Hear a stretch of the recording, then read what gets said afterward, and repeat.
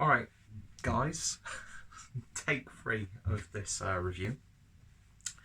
So, just going to cut straight to the chase because I've waffled on enough already. So, I've a look at the Old Empire IPA from Marston's, which is clocking in at 5.7% ABV.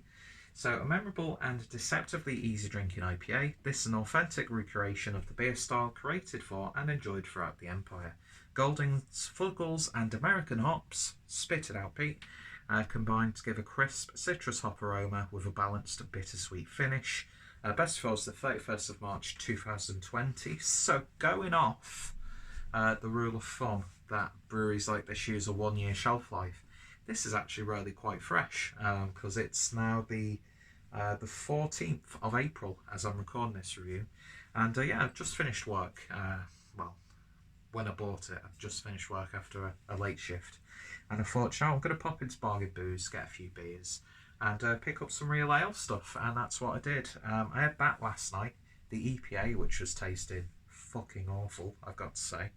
I think it's down to the age of the bottle because best before date on this was 30th of September 2019. And yeah, sometimes the beers aren't really kept well in like off licenses and stuff like that. Usually telling you stuff that's in the fridges is rarely, cared for more. Not that I'm having a go, because I'm in a small part of the world called Skelmersdale, where it's macro lager all the way, it seems. Although I have been discovering a lot of craft beer people. I hate that term now. I hate craft beer. The term craft beer really annoys me, and I don't know why I keep using it. But how else are you going to describe beer drinkers? Conscientious beer drinkers just makes it sound even worse. But yeah, they're starting to get a nice little community here.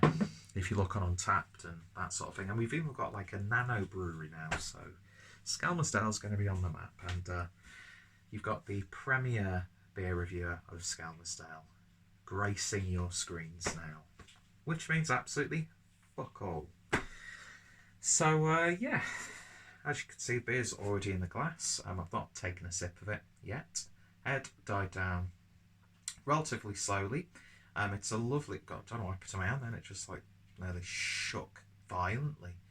Yeah, it's got a lovely sort of coppery amber colour to it, nice clarity, gentle carbonation.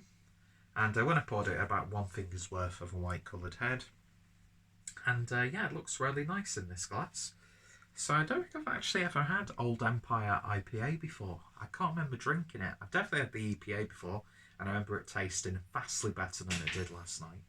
And I'm actually glad that I didn't do a review, to be honest. So yeah, it's a lazy Sunday, so I thought I'd have a couple of beers, spill beer all over the floor, wipe it up with my sock, and shoot a couple of reviews. So, let's see what we got in the nose. You definitely get that Cascade hop coming through. But it's got that sort of like toned down sherbetiness to it. Almost like a sweet, like a citrus flavoured sweet. A little bit of sort of like caramel coming through. You definitely get that English IPA aroma, but with a little bit of a citrusy twang. But yeah, it's got a really nice gentle muskiness to it. It smells very appetising. It's simple on the nose. It's not going to blow you away with its hop profile. It's not made to do that. It's just a simple IPA. And yeah, it smells really good. So let's give it a taste. Cheers, guys.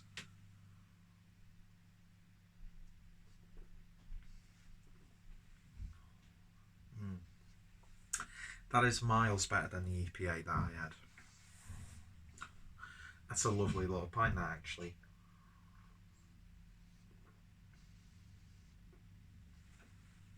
Mouthfeel's a little bolder than you'd expect it to be. Still around the medium mouthfeel though.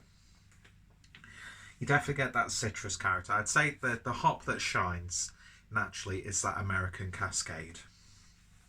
Have I been calling it Citra? But yeah, you do get that really nice malty character through it as well. So it is still a very traditional tasting IPA, but with a bit of a citrusy twang, which is very welcome. Adds another level of refreshment to the beer and a little bit more character. Because like really classic English IPAs and pale ales, they've just never really been my thing. Do you know what I mean? I'm not one of these people who has to go to an obscenely hopped IPA to enjoy the style. But at the same time, English IPAs have never really appealed to me. But this is a really decent little beer. This is like classic. Go to the pub on a Sunday, have something to eat. Beers like this always remind me of little getaways to the Lake District, where you get a lot of Marston's pubs, a lot of Feakston's own pubs as well. I can't remember. Robinson's pubs.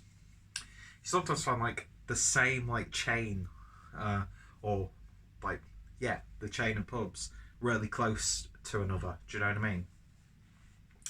And again, it just reminds me of like visiting the Lake District. I don't know why. It just does. Beers like this always do this to me. And now I want like a nice fish and chips. Do you know what I mean?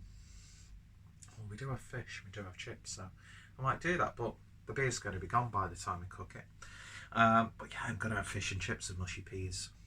Thank you, beer, for inspiring me for my tea. Thank you, Marston's. Anyway. Oh, yeah, it's decent. It's simple. It's honest. It's not going to blow you away if it's hot profile. It's a shame that we have to remind ourselves of that. Do you know what I mean? But yeah, Marston's has done a fine job with this beer.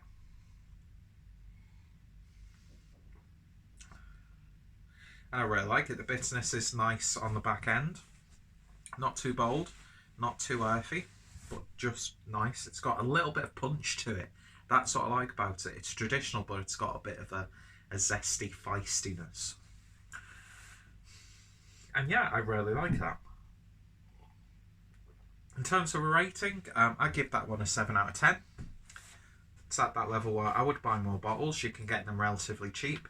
The only thing with a beer like this, and not just because of the style, but when you are picking up a bottle from like a supermarket, a discounter, an off license, I know you should be wary anyway of, can you step any further back here?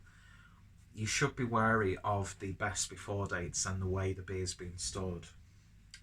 And yeah, but if you're getting a fresher bottle of this, you're in for a treat, and I'd happily have a couple of pints of that. Do you know what I mean?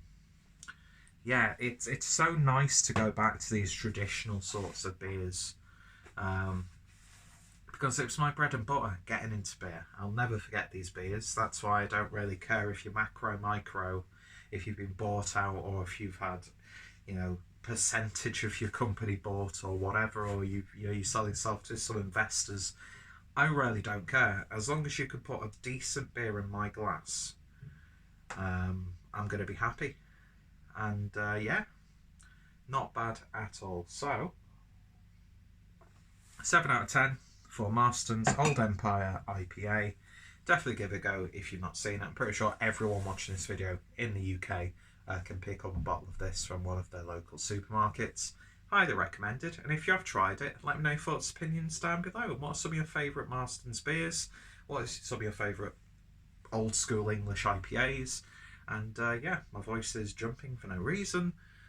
So there will be links to friends' reviews in the description box down below. So if you're interested, check out Tier What.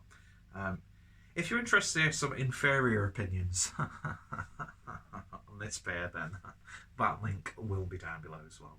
Anyway, I'm a pompous twat. Decent beer. Give it a go. See you guys later. Ta-ta for now. I'm going to make some fish and chips because I'm fat.